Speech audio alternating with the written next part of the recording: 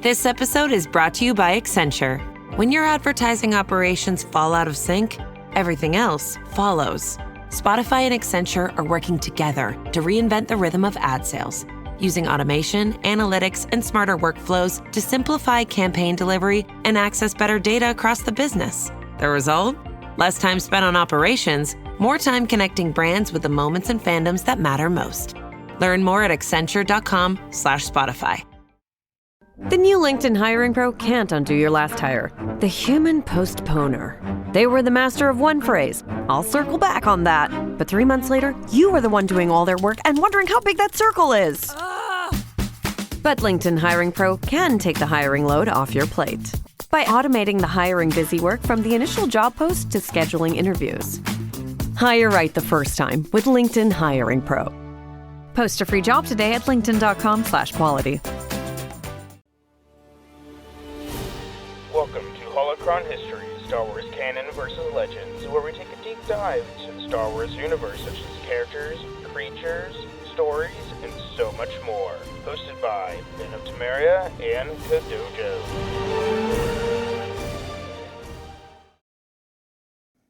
Welcome back, Adepts, Acolytes, almost said Warriors of Light. I was like, today's not Final Fantasy, but welcome back to Holocron History, Star Wars Canon vs. Legends. I'm one of your hosts, Brandon, or also known as Ben of Temeria, and always with me is my good friend, Kodojo.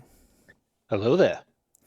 And the reason why I said almost Warriors of Light is because I literally just got done playing 14 as we're recording this. So, yeah. Got back on my Final Fantasy 14 grind. Finally, with the announcement of Evercold, which go listen to the new episode of the Final Fantasy Lorecast, where we're going to going into all the FanFest news. So stay tuned for that if you like Final Fantasy. So I'll be there. Will you though? Because it's a patron chat. I'm coming. It's a patron chat. Wait, do you have access to the patron feed? Yeah. Oh shit, you do, because you're a host. You promoted me to host on the Discord. That's why I have you. You have access. I guess you could be an honorary patron for the day.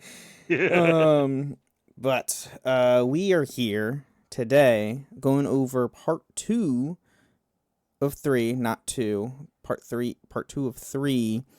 The war against Zakuul, which, where we last off, the Alliance was formed, the Empire and the Republic joined forces, certain splinters of them joined, because some of the other part, like the Empire and the Republic, are still fighting each other, but there's parts within said governments that were like, no, we need to take out the internal Empire, because they're the larger threat. Screw this war. There's a cutscene where you find Odessa, I think the planet's called, and you build up your base. It's just a beautiful. I love that. It's a beautiful cutscene, and there's a room in the base where it's both Jedi holocrons and Sith holocrons. Yeah, and there are actually Jedi and Sith mingling together. Yeah. Which, I mean, depending on your character, like, for instance, I was a Jedi Knight. Lana Beniko is a Sith. You can have relations with said Sith. So, once you get to the... honestly, when you get to Shadow of Revan, it kind of starts opening up a lot more, where it's not just particular to one side. Specifically when it comes to the romance stuff. Yeah. What were you going to say? Surprisingly, there is a scene where Lana and I want to say Master Gosnadal. He was a Teldor. Keldor. Plo Koon's Jedi Master. Race. They're having a conversation back and forth and being civil about it and discussing the Sith code. I'm gonna be honest. Lana's probably the most open Sith you will ever meet. Oh yeah. She is, like, specifically once you get to, like, Shadow of Revan, she's still kind of, like, somewhat closed, but she's starting to open up to, like, other ideologies and a bunch of other stuff. But once you definitely get into, like, Knights of the Fallen Empire, that's like with the first expansion, it starts like her like mind is like so open to where like, yeah, I'm a Sith, but that doesn't mean I can't get along with, you know, a Jedi. Yeah. We just have different ideology. It doesn't mean we can't coexist. And I was like, Yeah. oh, so you all do exist.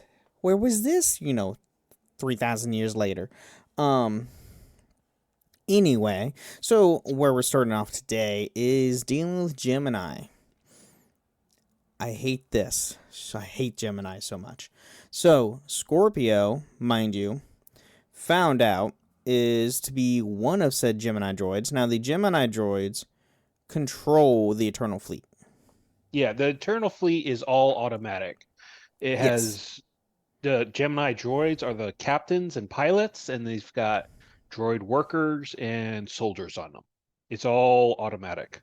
Yes. So, Scorpio revealed that the Gemini droids were based on her design and were produced from a template called Gemini Prime, kept in the weapons facility on Dravanis. Obtaining the Prime could be the key to take over the Eternal Fleet, and Theron Shan called in a favor to Mandalore the Avenger, Shae Vizsla, for a major assault. Now, Shae Vizsla was the Mandalorian who helped deactivate the Jedi Temple's defenses back in the Deceived trailer. Correct. / book. That red-headed Mandalorian who was hot. Yes. She's aged since then, but... Also, her lineage still goes on to current canon. Because we have, if you go and watch The Mandalorian, the heavy-duty Mandalorian that's always with the armorer when you watch Mando, that is Paz Vizsla, a.k.a. Jon Favreau's character, because that's who he is. Under the helmet, it is Jon Favreau, the said producer and director of show, which is, I love how he just puts himself in with any of his projects. It's great. But her line continues all the way, 4,000 years later, which is really cool. Well, 3,000 to 4,000 years later. Yeah. But does he have the chain code to prove it? Possibly. We'll see. Who knows? They might throw something in there. And obviously we also see some Vizslas through the Clone Wars and also through Rebels as well, pre-Vizsla and all them. He is dead now, though. What? Did you not see the last season of Mandalorian? Does he die? I didn't think he died. Yes! He dies! What? He dies defending the retreat of the Mandalorians from the base. He gets cut off and gets cut down by 3 of the new Red Guards. Christ, Praetorians, that's what they're called. Gets cut down by 3 of them. Oh, he does. Crap. But he does have a son. His son lives. Which, a little sidebar note here. How does that work? They're not allowed to take off their helmets, but yet he has a son. Adoptive. Is it? Yep, foundling. He was a foundling, so he's adopted. He has the Vizsla name. Biological son. No, it's not his. It's not his flesh and blood. Anyway, back on to the Old Republic. So, seeing a way for Mandalorian clans to rearm themselves, Vizsla accepted the offer and led a dozen of Mandalorian clans to Dravanis with Como Fett as her right-hand man. The Mandalorians have led the siege to the factory and were soon joined by the Alliance commander, who arrived to personally retrieve the Gemini Prime. Yeah, there's a I remember this stint because I think it was this guy or someone in there who's complaining about, oh yes, the great battle against KBX 123. Dissing that the fact they were going up against droids. Yeah, and then I'm trying to remember. He is the. Oh, that's right. He just joined the. What up? Wait, when does he join? Oh, okay. Yeah, it is the. Okay. Sorry, the next person I was going to go over. So, Vizsla paired with a newcomer with Scout Torian Kadira. and send them to capture the perimeter defense guns to reprogram them to target the factory itself. Forward teams led by Volk Baroa and Breertron moved to take down the factory's enemy shield generators and destroyed them with explosives. The factory shields went down, and the Mandalorians held a Kot Karam death ceremony for the fallen comrades during the night. Now, Torin is one of your companions for the is this for the bounty hunter? Is that right? I can't remember. He's one of your companions.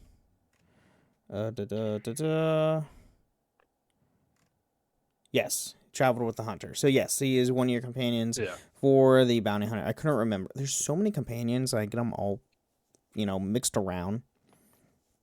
So he's joined you.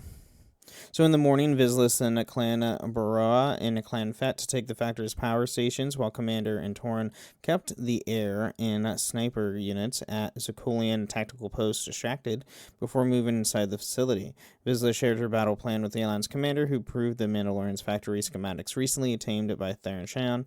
Vizsla led the assault herself, leaving it to the commander and Torin to retrieve the Gemini Prime. So Vizsla gets a bunch of weapons for Mandalorians, which, by the way, big red flag right there to start off. And the commander gets his data for the Gemini Prime for his heist to disable or free or do something with internal fleet. Mm-hmm. And then Torin and the commander located the Prime and removed the droid from her alcove, while the Mandalorians were able to secure a significant amount of weapons before Vizsla ordered an organized retreat. Following the battle, Torin asked the Mandalore to join the Alliance as her liaison, and after his request was gained, returned to Odessan with the commander. And said becomes companion. Yeah, and Mandalorians, right, at this particular point are the good guys. But Mandalorians can swing one way or the other so damn fast. In most times in the galaxy, they're typically a third party that they'll do whatever's best for them to survive, honestly. That's what they're for. So, as we see, like, in KOTOR 1, we see Candace Ordo join Revan in KOTOR 1, and then he actually joins the Exile in KOTOR 2, but he goes by Mandalore because he's always in armor and everything. You don't actually find out it's Candace until later in the game, like diving more into his past. So Scorpio analyzed the Gemini Prime and established that plugging into the Prime into the captain's console on any warship in the Eternal Fleet, she could be able to take control of the entire Gemini network.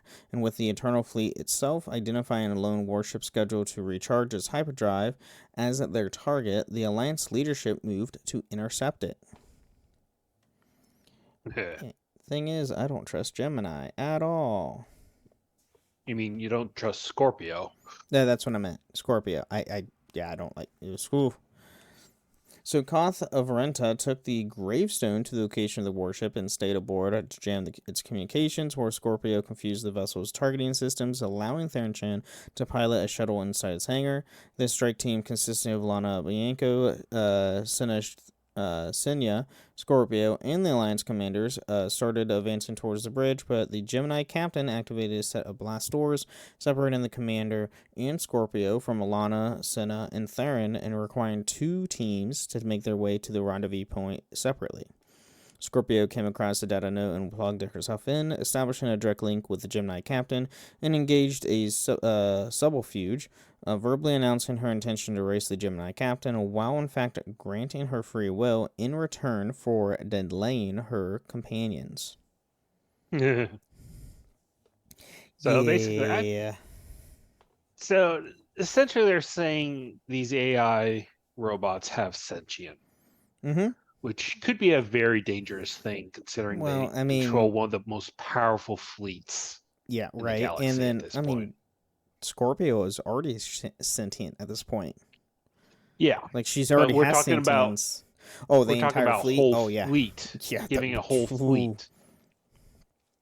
So the Gemini captain proceeded to overload Scorpio's circuits and destroy her droid body, while in fact Scorpio transferred her consciousness into the Gemini frequency and temporarily disrupted the gravestone jamming signal, allowing the Gemini captain to send an alert signal to Zakuul.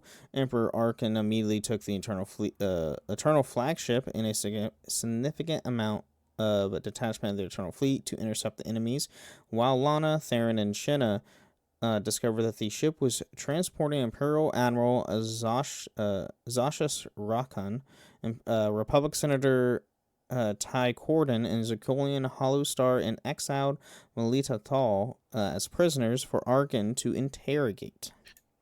Now, this Sasha Rakan, I wonder if she was the lieutenant from the first Flashpoint. Let's see here. She was aboard the Krillin starship during the second Coruscant, droid bombardments of the buildings. Great. Already don't like her. During the Cold War, she became an admiral in charge of the Imperial Forward Command. Rakan would earn the respect of Darth Krovos during her service to the Empire. Yeah, I guess not. Nope. Anyway, moving on. So after the commander made their way to Lana, the prisoners were released from their cells and went to escape pods. While Senna and the commander went to confront Gemini captain on the bridge, they overpowered the captain, who revealed her obstacles were merely to stall the intruders for time, and transferred her consciousness into the Gemini frequency, triggering the ship's self-destruct. Dear God. I hate Scorpio so much. Mm-hmm. Oh, so the commander and Senna rushed back to their shuttle, where Theron and Lana picked them up where they left before the ship exploded. Arkin and Valen then arrived in the Eternal Fleet, but the Gravestone managed to escape into hyperspace and everyone safely aboard before any shots were fired. Yes. Lucky. Yep. Oh, yes. So meanwhile, Scorpio, through the Gemini frequency, used the Eternal Throne's technology to assemble herself a new body, installing herself directly onto the throne and taking control of the Eternal Fleet, while having deliberated left an Arkin's detachment seamlessly under his control. Scorpio then revealed her scheme to both the Alliance and Emperor Arkin, providing him with the location of Alliance base in order for her enemies to destroy each other.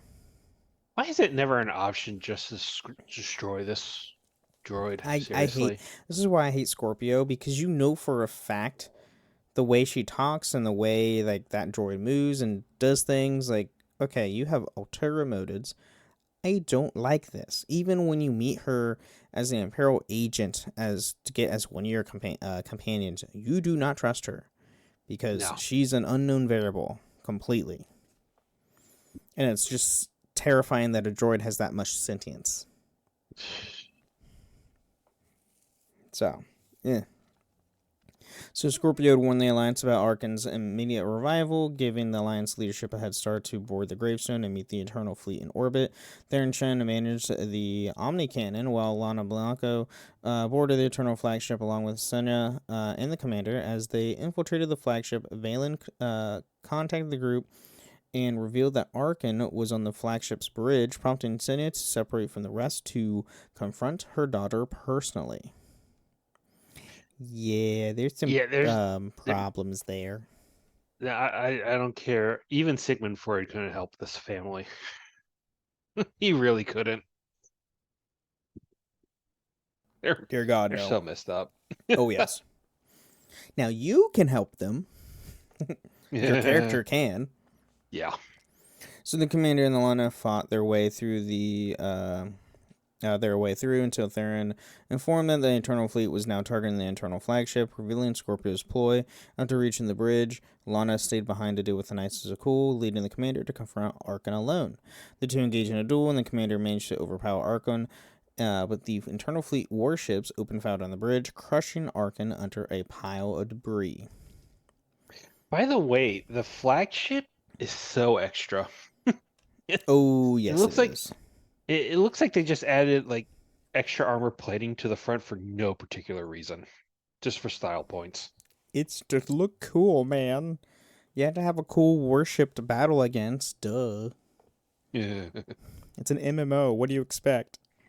So the commander had to retreat into a small patrol craft as the ship was falling apart. While Senna reached the bridge and pulled her son from under the debris, Valen arrived to confront her mother, only for Arkan to force push her away.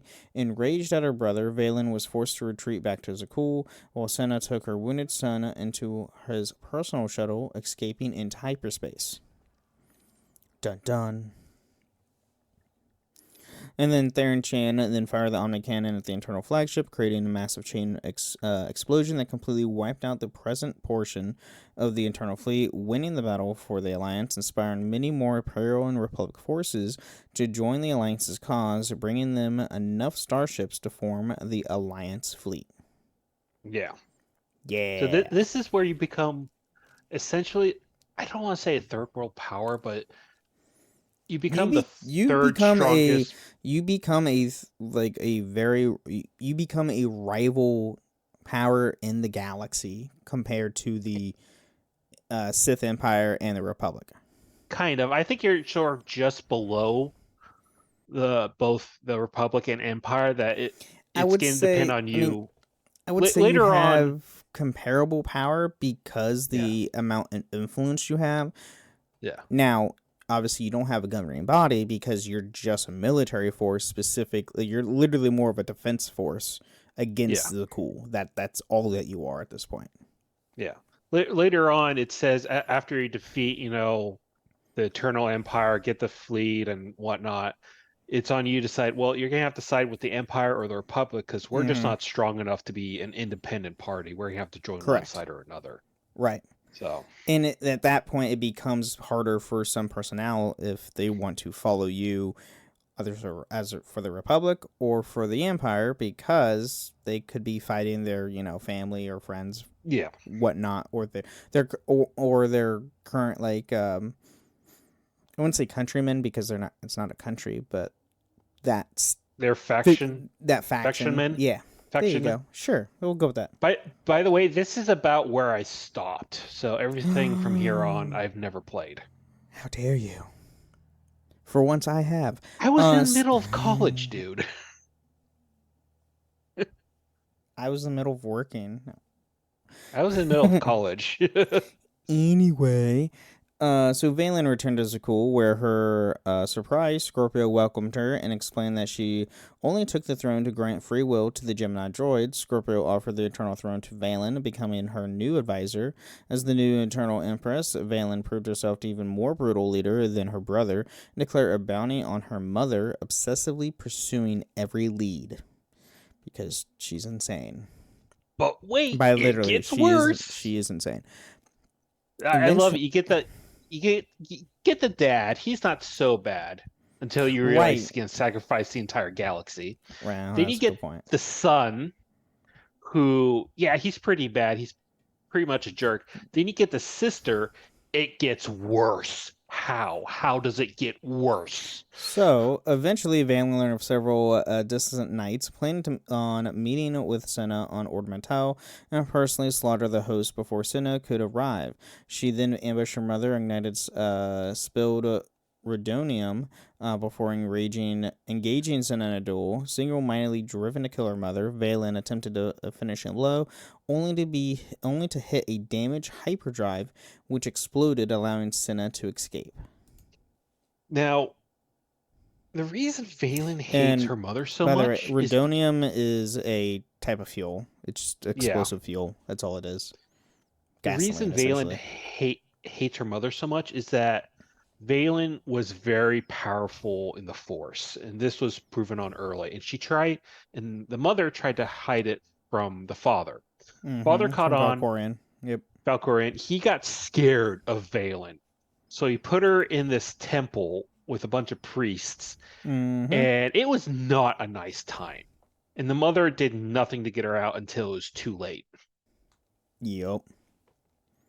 So, hoping to heal Arkin's physical injuries and mend his broken spirit, Senna brought her son to Voss, but Valen followed her and launched an invasion, determined to hunt her family down. Theron, Sean, and Sana Ray were already on world and alerted the Alliance about the attack, and the only Alliance to scramble a fleet in response. Theron attempted to rally Voss commandos in the defense of Voss Ka, but their forces were outmatched, and he led the group to take shelter in the Tower of Prophecy. By the way, the Voss during the Galactic War were a neutral party, but they're very force sensitive and a bit of a pacifists. Most of their kind are force sensitive. Yeah. Very similar to how the Mirrlands, most of the Mirrlan race are force sensitive Mirrlucan. The blind ones. The blind people. Now, a lot of Mirrlands are also force sensitive as well, but the Mirrlucans are primarily force sensitive because that's how they see, because they're blind.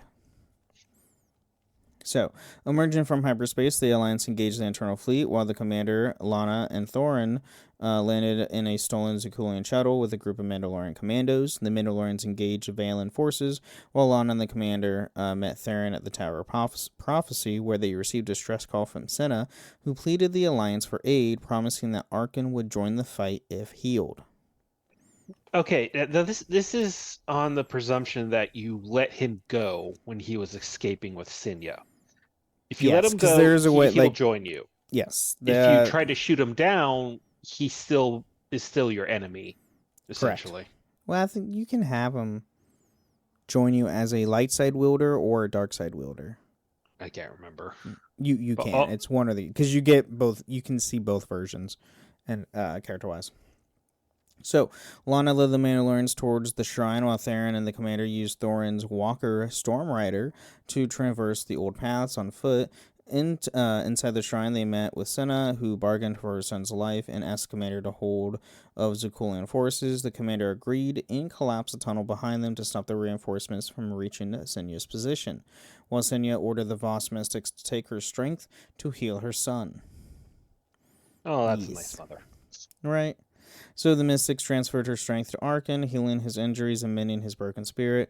Though this act left Senna comatose, Arkin, will confused and witnessing his mother's lifeless body, fled the shrine to a shuttle, believing her dead and escaping into hyperspace. Valen has ordered the internal fleet to burn her entire family regardless of casualties on Voss, but the tide of battle was turned with the arrival of the Imperial fleet led by Sith Empress Darth Asina, prompting the Gemini captains to flee in self-preservation. Stop running, you cowards! No. Yeah.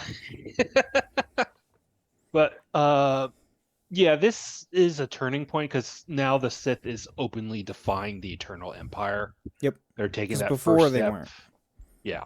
Meanwhile, the Republic is still kowtowing. Yeah, that's a whole different thing there.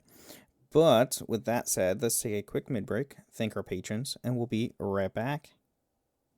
This summer, say I do. I am marrying a stranger. Like never before. Am I crazy? It's a whole new Married at First Sight on Peacock. Thank God I woke up in love. With new experts. My name is Dr. Lisa. My name is Paul Brunson. More couples. This could be the start of a very successful marriage. And more surprises.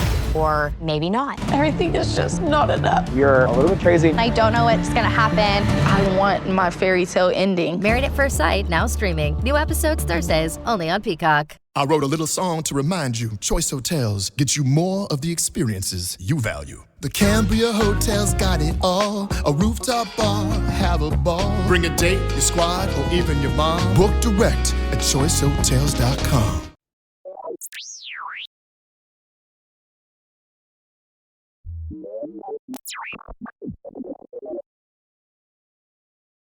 All right, welcome to the middle of the show. We're talking about everything podcast. Has nothing to do with the lore of Star Wars. Here, we're going to thank all our amazing listeners. Thank you guys so much for supporting the show, and a huge thank you to our patrons. If you want to support the show, you can go to patreon.com/holocronhistories, where you can get free episodes or even join us once a month on the show itself. You can even leave us ratings, reviews on Apple and Spotify. Leave 5-star review on Apple with some words or a nice Spotify comment. We'll read it out loud the next time on the show, which we do have one back on our Force Powers Draft patron chat. From Noah M. I would want Battle Meditation, Force Shield, Force Choke, and Force Lightning. Okay. Got a little mix between light and dark. Okay. Fair. Yeah. And then you can also find us on a few different Discord servers, the Robots Radio Discord at robotsradio.net, as well as my own Discord server, the Band of Friends Podcast and Discord, where you can find this show and all the other shows that I host, which are the Dragon Ball Lorecast, the Gundam Lorecast, the Final Fantasy Lorecast, the Wizard World Lorecast, and the Witcher Lorecast. Go check all that out.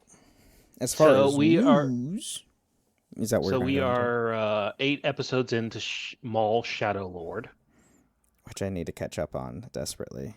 How far behind are you? I'm on episode 3. Oh my god, dude.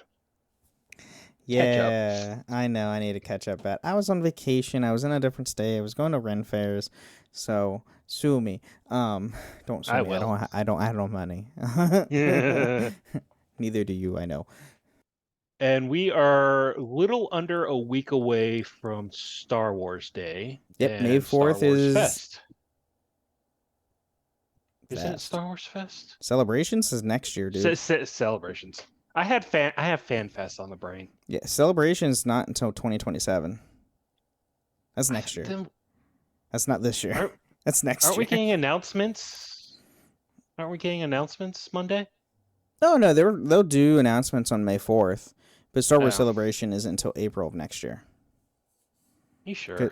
Yes, because all the gear literally says Star Wars Celebrations 2027. It's also the 50th anniversary of Star Wars as a whole, because New Hope is 50 years next year. Oh. That's why it's in 2027.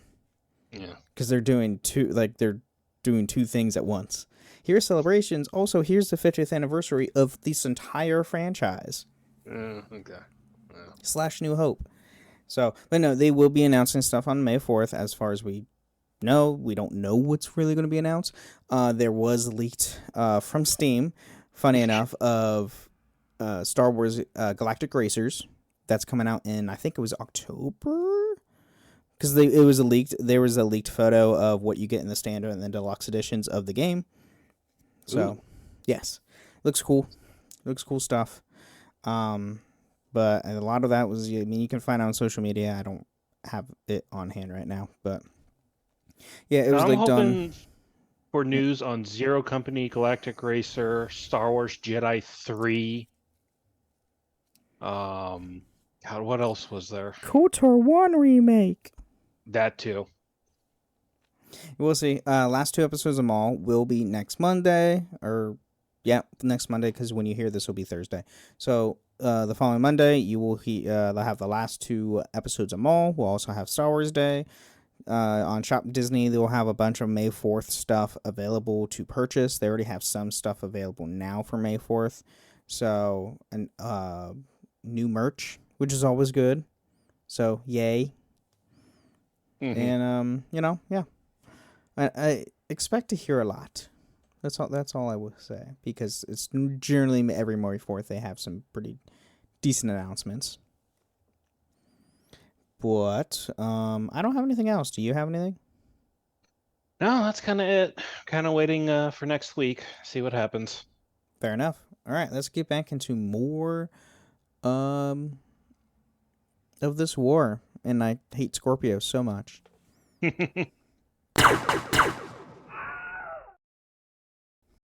This episode is brought to you by Perfect Bistro Cat Food. Cats, this ad is for you. Has your human ever called you picky, persnickety, choosy? If so, Perfect Bistro Cat Food is for you. With ingredients like wild-caught tuna and pasture-raised lamb, tantalizing textures, and delectable flavors that meet even the most discerning cat standards. You're not picky, you're just perfectionists. Perfect Bistro, mealtime perfection for every cat. Have your human visit perfectbistro.com.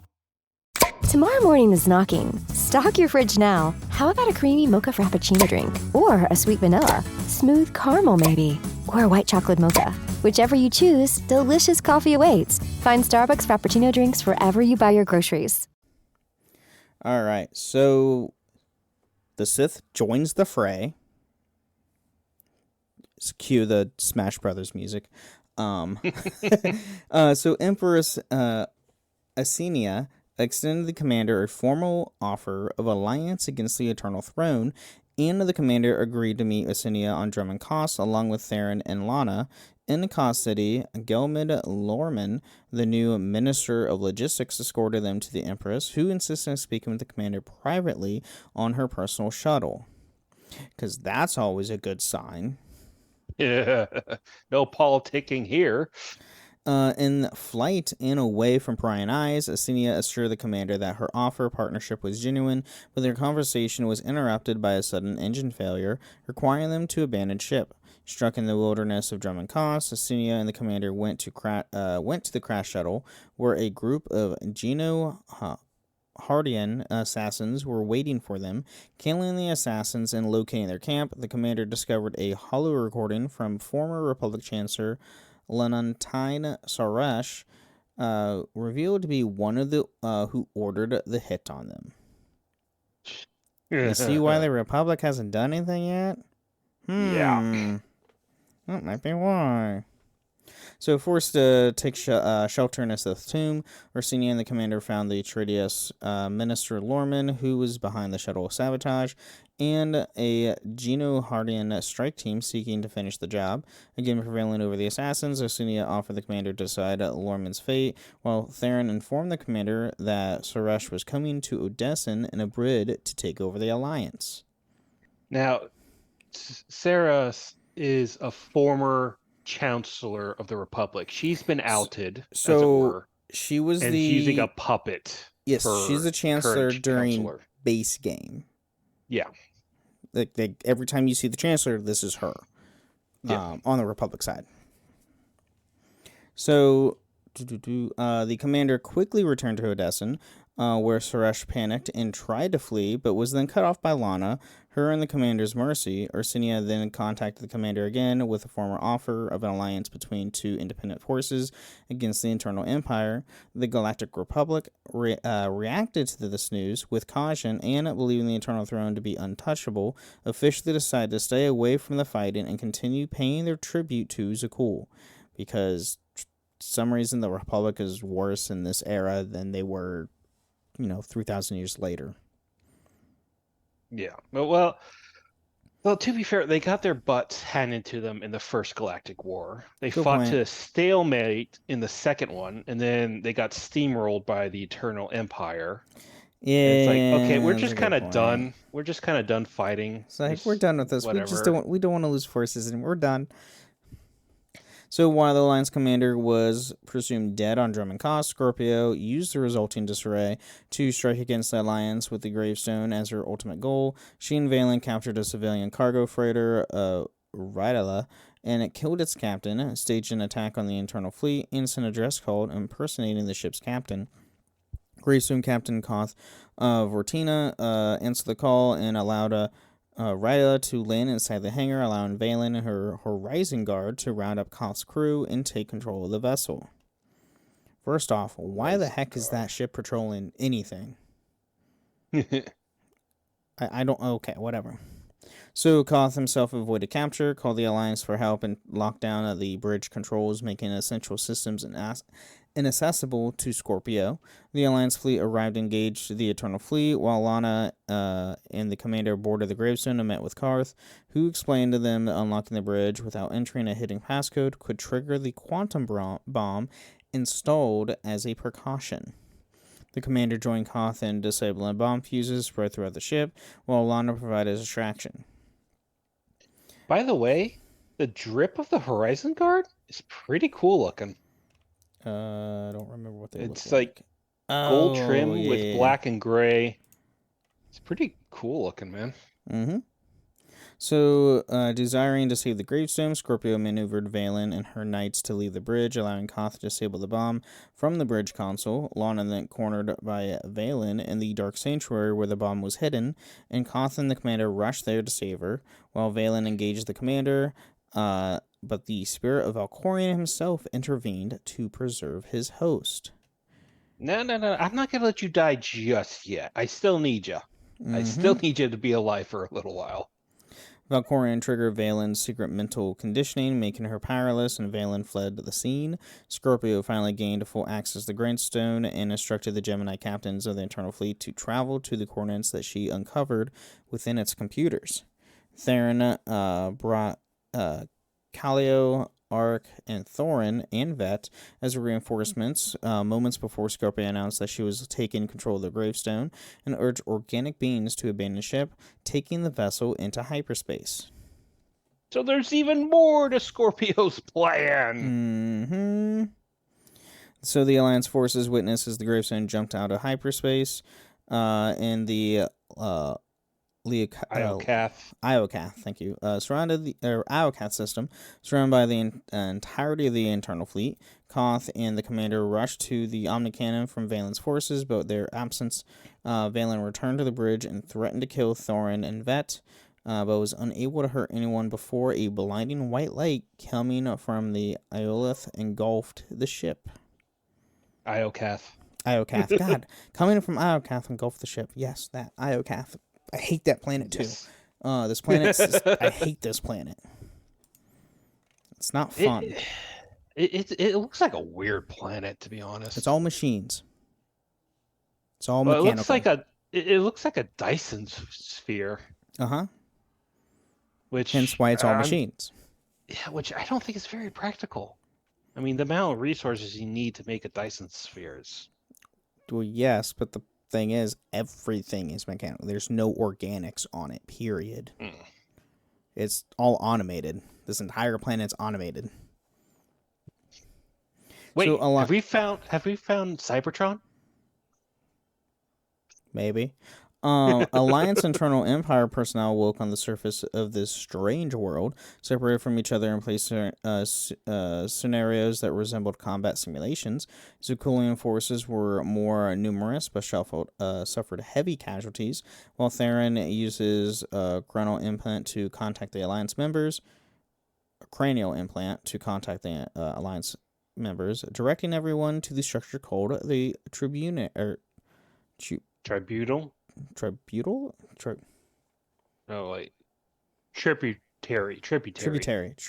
Words. It's Star Wars. What do you expect? Isn't that one of your new shirts? Words are hard. No.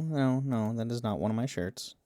So the commander and Vet went ahead to explore the Necropolis. Necropolis? Yeah. Disabling Necropolis. I never could say this word right because I know it's a thing that is in real world too. So they explored the Necropolis, disabling a colossal droid, and the rest of the Alliance soon followed them. Unable to locate the gravestone, Theron used the implant to remotely pilot the shuttle left in the hangar to the tributary. God bless it, words. Roof, from where everyone took off. Meanwhile, Valen awoke alone and experienced a visit from Ares, the only self-aware droid on Iocath. Yes, thank you. She soon came across the remains of her forces and rallied them to retake the fleet from Ares. They released the docked warships, which began smashing into Ares' energy shields and surrounded the planet. And Valen disabled a purifier droid, which revealed that Ares was about to fire a super weapon that would destroy organics and the Gemini droids alike. Now that's weird. Why would it destroy organics and Gemini? Maybe it sees a threat. Now, by the way, this is interesting. You got Gemini, you got Aries. Someone's a fan of astronomy or astrology. Well, yeah, which is weird because those are from our own real-world times. Supposedly, Earth does not exist in Star Wars. Well, it's a galaxy far away. It does exist in an offshoot comic. It does. in Legends, it does exist. It was a planet, and then all of a sudden it just disappeared somewhere. And there's even a comic with Indiana Jones. Yeah, we've gone over on the show. Han Solo, Indiana Jones teaming up for something. That's wild. No. Han Solo and Chewbacca crash land on Earth. And the Indy finds the Millennium Falcon wreckage 1,000 years later, where Chewie's still alive, to where everybody thinks Chewie's Bigfoot. And that's where like the legend of Bigfoot comes from. It was actually Chewie. There's no way the Wookiees can live for over 1,000 years. It might have been a couple hundred years. I don't remember. I don't remember when it crashed, but it was a very long time. So Scorpio was likewise imprisoned in an unknown location, but managed to trick Ares and escape her confinement, while pinpointing the location of Ares' base and transmitting it to the Alliance forces so they could stop Ares before he destroyed them all. Theron dropped the commander and vet to deal with Ares, while the rest reclaimed the gravestone, but were chased by the Eternal Fleet warships. Yeah. So you got this whole big game of cat and mouse inside this robot planet. Yep. So the commander and vet attacked Ares, who attempted to backstab the commander but was shot in the back and destroyed by Scorpio. She then lowered the energy shield and urged the Alliance to escape before the capacitors on Ares' superweapon overloaded and covered the entire world with a pulse of deadly radiation.